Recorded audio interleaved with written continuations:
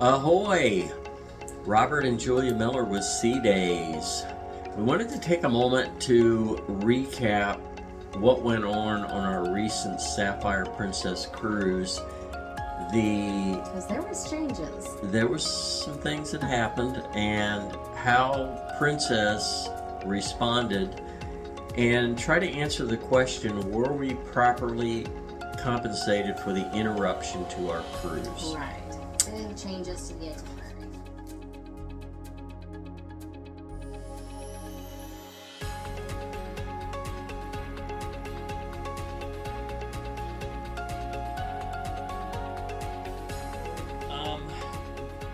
Basically what happened is we missed a stop in Ketchikan. We got off to a very late start. Yeah, let's back up to when we first knew something was going wrong. Right. We followed a group. We joined a group, a Facebook group that was about 170 members. Yeah, if you don't know that you can do this, you can usually search your cruise. So you search like Princess Sapphire leaving May 11th. May 11th. Just search for that on Facebook, and most likely you'll find it. If not, you should probably make it. Yeah, you should generate a group, and you will be surprised how many people that will be on that cruise with you will join the group. And I've also seen some Facebook groups for the cruise ship specific. So there's a Facebook page out there for Sapphire Princess, and it's just the Sapphire Princess. It's not specific to a sailing date. Mm-hmm. So that's interesting too. Right. So the bottom line is we missed a stop in Ketchikan, a glacier viewing through Glacier Bay, and we had a very short stop in Juneau. We didn't get in until almost 4 o'clock, and we had to turn around and leave again at 9:45. Yeah. So we were only there for about under 6 hours. Mm-hmm. So it was very much shortened stop in Juneau. Yeah. So that's basically the first 7 days of the 14-day cruise. That's what was missed. Yeah. And that's what Princess Cruises compensated us for, and that's what we want to kind of go over. We were fortunate because ours was a 14-day cruise, so it wasn't a 7-day cruise that half the cruise was messed right. up. This affected people differently depending on whether you were on a 7-day cruise or a 14-day cruise, and we'll get into that. All right. So the point that we knew something was going on was on that Facebook page. There was the following post. Just seen this on another site. Worrying face, an icon. An update to those going on the May 11th Alaska cruise. The ship is experiencing technical difficulties with the main power plants, including propulsion. I'm guessing that's probably important. We are limping towards Canada now. Limping. That didn't sound good. And according to the captain, we will not arrive pierside till at least 11. At this point, a.m. At this point, we have not been given any further information on how this will affect the cruise headed out on the 11th, other than delaying it a few hours. So cross your fingers that we can fix it in a short period of time. So where we were at when we read this was the San Francisco airport. We flew from Phoenix to San Francisco. That was our first leg. Mm-hmm. We were delayed getting in we were going to be delayed leaving because of a flight coming in that was our plane and all that. Other weather problems, not specific to San Francisco. But anyway, our flight leaving to Vancouver was delayed. So we're like, oh, what's that going to do for us? So it caused us to have a moment to sit and read some social media, and then we read that. Mm-hmm.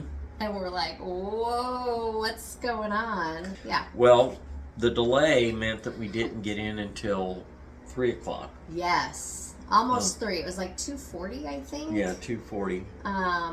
So then we jump over to our email to see if Princess had emailed us anything in regards to what we saw on Facebook.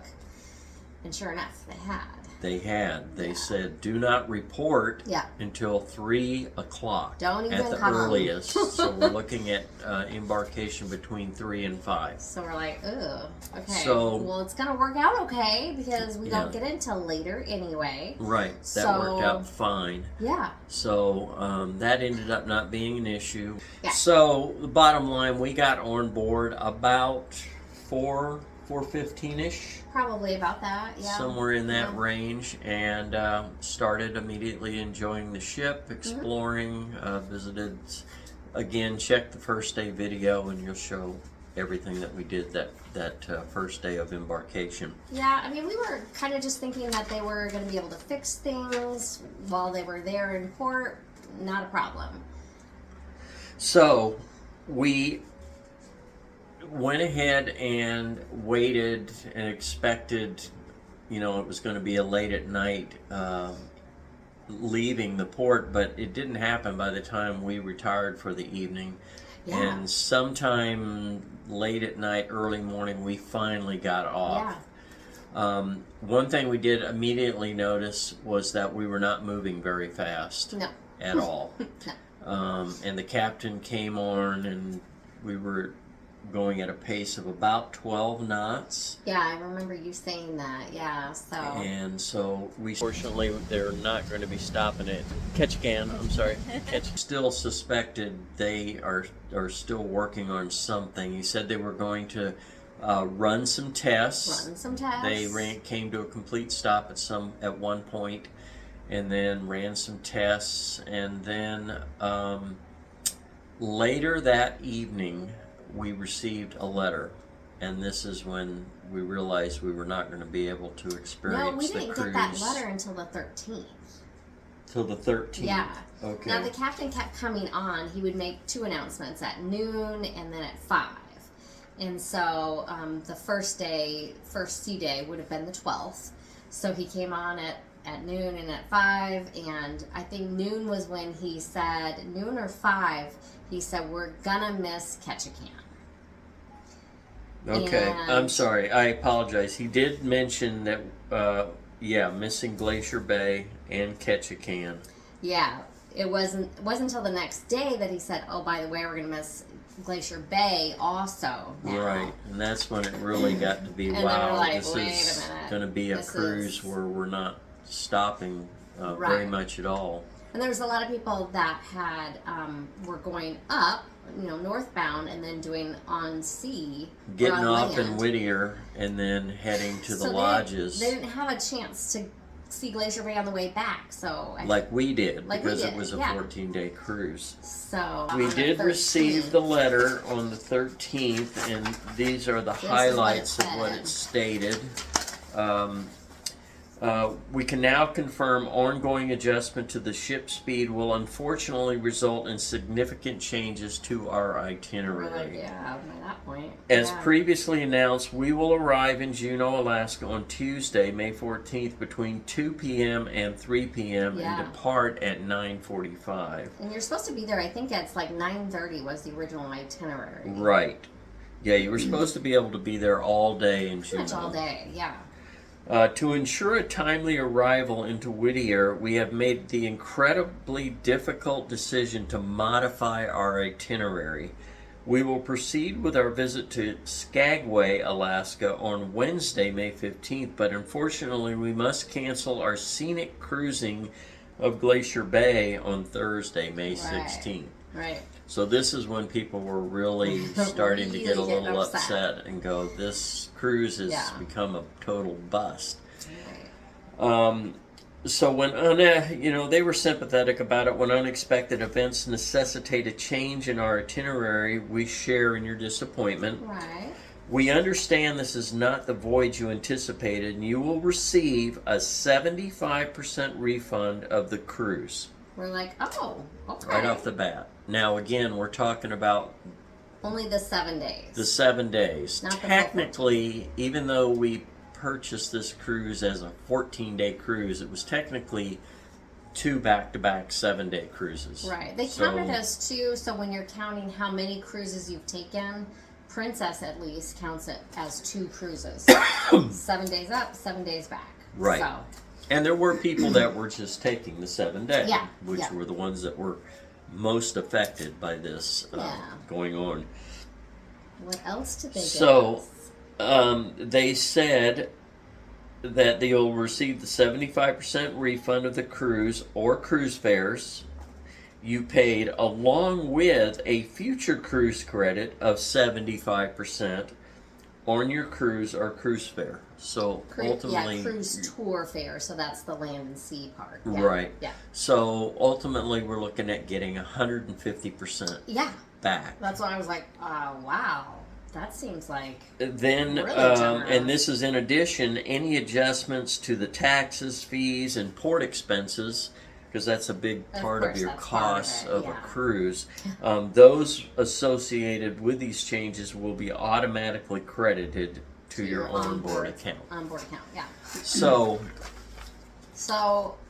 we felt like the credit was adequate. Well, in addition to that, we opted for premium. We opted for the premium package, and we signed up for that before we got on the cruise. But it was right up towards the end we made that decision, and we're really glad we did, because the way that Princess calculated our 75% refund is it wasn't only the cost of the cruise, but it was also that premium package that we paid for. Because they count that towards your fare, I guess. They counted that towards the fare. Yeah. So if you think about it, we were doing way more sea days. Yes. So we were certainly taking advantage of the premium portion of that package more than we would have. Fitness. You know, wine, drinking wine, going to the restaurants. We hit Sabatini's a couple of times. Alfredo's, we were there a lot. Right. We took some fitness classes. There was things that we probably wouldn't have done. We wouldn't have had time to do if we were stopping at port. So I thought that was really fair and a major plus to what they refunded us. Did you want to run through in the numbers? 75%. So yes, the next thing I'll do is I'll go ahead and just run through how the math came out. So our original itinerary, we jumped on this cruise because it was listed 14 days for $728. Yes. And so Julia... This was during wave season. They kind of did wave season, not as hard and heavy as they have done in years past, right? But they did in this one, and Robert saw it in February. Looks like the date on that is February, and I'm like, jump on it. Jump on this one. So we went ahead and took advantage of that. With the fare, we did the airport transfer and everything that we did. So it ended up being $2,630. Yeah. So I thought for a 14-day cruise, that was a really good price. Really good deal. Yeah. It was an interior cabin, but we usually do interior. Alaska's one that we try to do balcony if we can because of the views, but normally we're very happy with an interior cabin. And we did guarantee cabin too. This helps save on fares right, as well. That also you don't know where they're going to put you. You can give them a category of where you're comfortable with. Or you can just kind of leave it open. And we left it open just because we thought, for us, we don't get seasick. Yeah, we don't battle seasickness.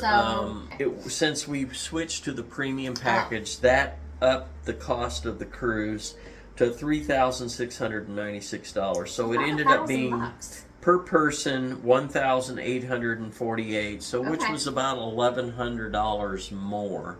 Yeah. So we paid about $1,100 per person for the premium package. I think it comes out to $80 a day. You also get, with the premium package, you also get your gratuity covered. Yes, your gratuities are covered. That was important. And if you have room service, which we do daily, daily that was coffee. free. There's a room service fee sometimes, and with the premium you don't have to pay it. We also got a formal night photo package too, so you get to keep six photos. photos as part of the deal. So I Yeah. thought that turned out really good. So that upped the Okay. cost to $3,696. Right.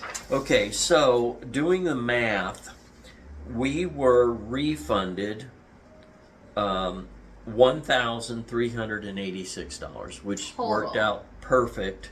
That was Or is that no? That's the refund amount. That's the refund Not amount. the That's the future. actual money that went back on our credit cards Okay. for the 75% refund of what we paid on the cruise. Okay. Then they gave us the exact same amount, $1,386 towards a future cruise credit. Woohoo! So the That's what I total, said. the total amount that we were refunded by or credited by Princess was $2,772, That was which I thought was very, very good. So we took advantage of the opportunity to book a future Yes, cruise we on did. board. You get an extra $100 or $140, I guess, total Right, so- on-board spending. There's two programs. So you do a future cruise deposit, and they Yes, give you a little bit of money. that's the back on $40, that. So you right? put down $100 each person, and they, depending on what cruise you go on next, they will credit you money onboard spending as well. Right. So like we usually do an interior cabin, so they would have given us $25 each for booking an interior cabin 7 days or less. Right. We did 10 days. We did a 10-day Mexican Riviera, by the way. That's the next cruise coming up We'll get into in the that. fall. So yeah, they gave us a pretty good credit, but they also gave us an additional $100. Because you do Total. it on while you're on board when We you booked book, it, you get an yes. additional $100. Yes. And then another tip: if you own 100 shares Yeah. of Carnival Cruise Line stock, you also get, and that's broken down by how long your cruise long your is, cruise but I is, think of it course, ranges yeah. from $25 to Like $100. $100. It may have to do also with Yeah. the cabin that you book Yes, I'm sure it does. as Yeah. well. What kind So of cabin, yeah. there's an opportunity to get more onboard spending if you own 100 shares of Carnival stock. So I've said it a couple times. How do you feel about these credits? And For us, it was fantastic because we were on a 14-day cruise. After Juneau, they just jumping back a little bit, they brought an engineering crew in, and whatever parts they had to bring were all brought in to Juneau. They fixed whatever problem was going on, and we had no issues the rest of the cruise. Everything was right on time. Yeah. So I understand for someone that this was the 7-day cruise was it for them. Well, I maybe understand it was their first disappointment. cruise, too. If it was their first Alaska Yeah, cruise, anybody this who would be was like, on a very first you know. cruise, I can certainly Yeah. understand the disappointment and Of course. sympathize with their situation. Was very, very fair. Yeah. So we immediately on board booked a 10-day Mexican Riviera cruise. Cruise announcement! We're looking forward to that. That will be, excuse me, October 22nd through Yeah. November 1st. We'll be on the Majestic. Majestic. We've That never sounds- been on the never been Majestic, that. so another Yeah. new cruise ship. That will also be our 13th. 13. We're getting closer Princess to that cruise, yeah. elite status now. We're only 3 cruises away, so Yeah. a lot of good news. And that is our review of the compensation we received from Princess for the disruption to our recent Alaska cruise.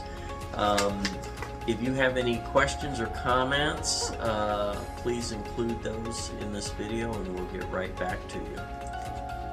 See you soon.